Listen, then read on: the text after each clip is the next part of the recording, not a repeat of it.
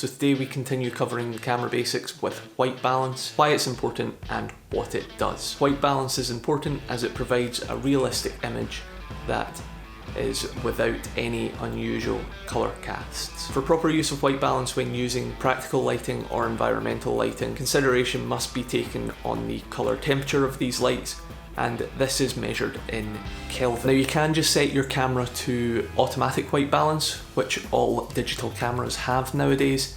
However, you can run into the issue whereby you end up with green casts coming into your image, along with the warm or cold casts, as well, as digital cameras are not great at discerning what true white is. Daylight is between 5000 and 6000 Kelvin.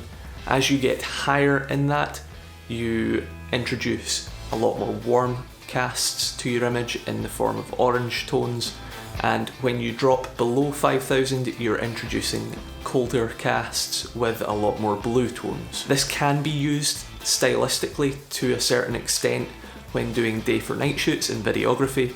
However, shooting with as perfect a white balance as you can get will allow you a lot more room in post to push your images along with your film.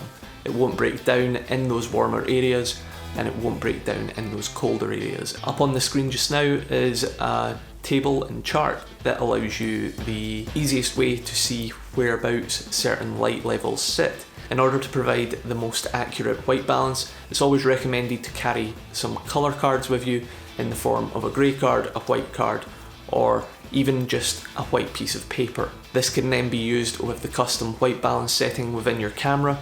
You take one still image of the card, and from that you can then set it in your settings to the reference image for the white balance itself. However, when taking these shots, you should always keep in mind the 3 pillars that we discussed in the previous video that you can find up here, as you can inadvertently add colour noise to your image if you do not have your photo perfectly balanced with the exposure, taking into consideration shutter speed, ISO and aperture. So that was a quick guide to white balance. If you do have any questions, leave them in the comments down below and I'll be happy to help where I can. If you found this useful or would like to be kept up to date when the next video comes out, please consider clicking that subscribe button down below. For those of you who don't know me, if you're new here, I'm Craig, a videographer from Scotland. Thanks for watching and I'll catch you in the next one.